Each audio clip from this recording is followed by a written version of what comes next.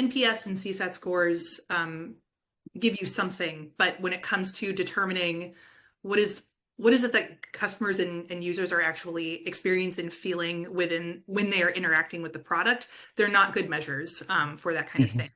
And so by observing how a couple other organizations were approaching how they're measuring the quality of the UX of their products, a pattern that I kept seeing is the combination of both what are customers actually doing, like how successful are they within the product at completing the job that they're coming there to do, with how do they feel about doing it. Because it can be one thing where they come in and the task success rates are like 90%, like they're very successful at doing the thing, but they hate it. Like they find it very untrustworthy. They don't want to actually be working in there, but that's just the tool that they have to do it in. Or they think it's really ugly, like they don't like the way that it looks, which can also affect how trustworthy they find it and how much they want to come back and work there. And so being able to combine both these behavioral measures with these sentiment measures is what creates the EQ score for us. And so we were able to launch that in Q4 with a couple of initial user journeys that we were targeting. And it's been such a helpful way to ground conversations with cross-functional stakeholders, to be able to say, I think it's very often that you talk to a PM or you talk to a customer success manager and they say, hey, this thing is a problem. And then you're trying to convince others that this thing is a problem. And particularly when you're working with executive stakeholders, numbers are really important. Like they want to see a number in order to understand, is this a problem or not? And absent something like the EQ score, only the really number that you have is money. It's ARR. And so if you're not seeing, well, is this thing causing churn or not? It's hard to have that conversation. And so to have a different kind of measure, a different set of scores and numbers that are based on information that we're getting directly from our customers just really helps facilitate, hey, this is quite a poor experience that customers are having. And then you can go the extra step of connecting that to NPS or CSAT or ARR or whatever the other like important measures are. But this gets this is the piece that connects the experience within the product to those business level outcomes and those customer outcomes. So that's been a really helpful tool for helping bring stakeholders across the company together to get that consensus of, okay, who is it that who are we building for, what the problem is, and how we might go forward solving it, and helping understanding the user outcomes that we're targeting in doing so. Maybe 1 minute, one last question, one takeaway from this conversation today that you would want to leave the audience with. Who wants to go first? Jenna? I'll go first. So I was lucky enough to do a boot camp through the Quantitative User Experience Research Association with Chris Chapman, who's the bomb. He's great. And I was fascinated because at this boot camp where I thought, oh, I'm going to learn about robust k-means and clustering and like latent class, like that kind of stuff. And you do. Yeah. But it was really 50% the models and 50% stakeholder management. And I was so impressed and blown away by that. So that's the kick that I'm on right now is doesn't matter if you're running like latent class analyses. It doesn't matter if you're doing user interviews. Know what the questions are that you are answering. Be clear and aligned on what the problems are that need to be solved and who you're solving them for. That's where good research happens. Awesome.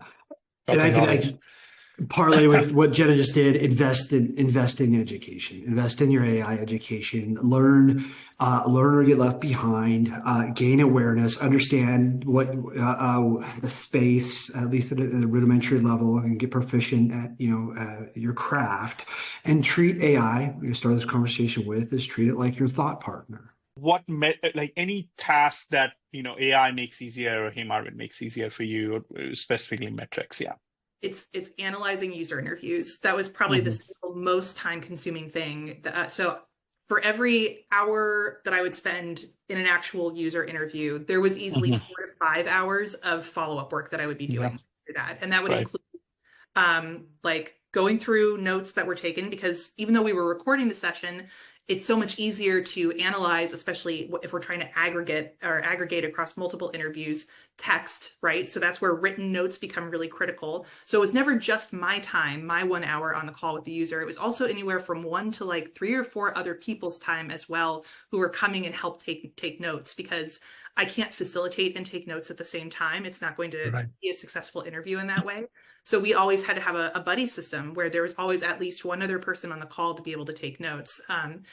So that was time consuming. Then going back through those notes and determining what's actually meaningful, what's useful coming out of that conversation that we want to preserve, summarizing that information, making it, like I was saying, like being able to aggregate it with other interviews that we had been following, and then generating the artifacts to actually share out with people to answer whatever the questions were that we were running the interview for.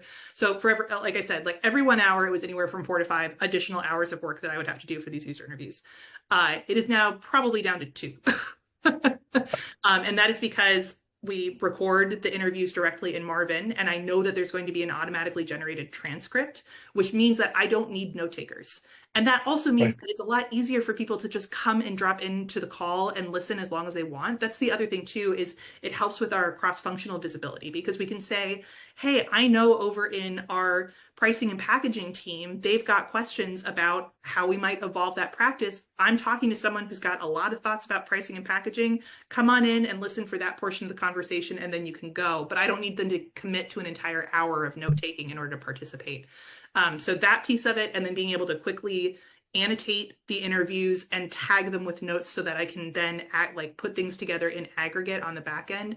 It really has made user interview, like it has dropped the threshold for how labor intensive user interviews used to be. And they're such a critical tool in the toolbox. Like I really can't imagine doing UX research in this day and age without user interviews being the pulsing lifeblood of what we do.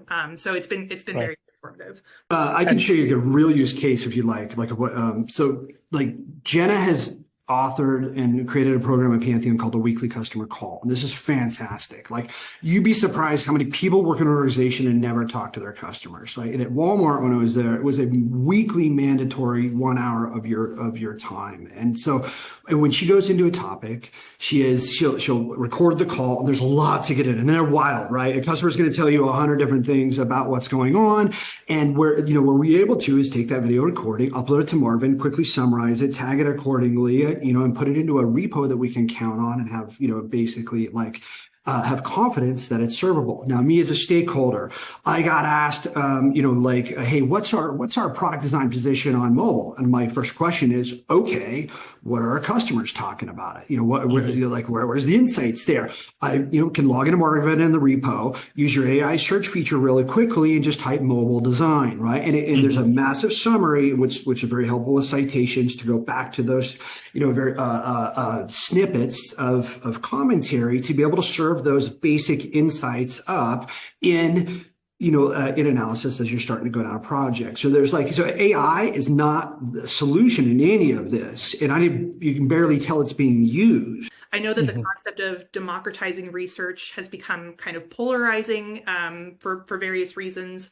And it's less about, I think about it less as democratizing UX research specifically, and more about highlighting the research that's already going on at the company, even if they don't call it by that term. Anytime a CSM is talking to a customer and learning about their pain points, they're doing research, they're learning things. Every time that a salesperson is on a call with a prospect and is learning about areas where our product is not meeting the expectations that the prospect has, that's research. Those are learnings that we want to compile, and we don't want those to get lost just because they are siloed over on different teams. And so having that repo, A, to reduce the amount of librarianship that Kathy and I have to do, but B, in able to surface hey, here's all the work that research is doing, that's great, but also here's all the work that your team is doing too to contribute to this knowledge. Here's all the work that this other team is doing to contribute to this knowledge, and really helping people see there is a net of research happening across the company, bringing different perspectives and insights together, and you can pull all of that information together so much easier in a repository like the one that we're using now than what we were doing prior.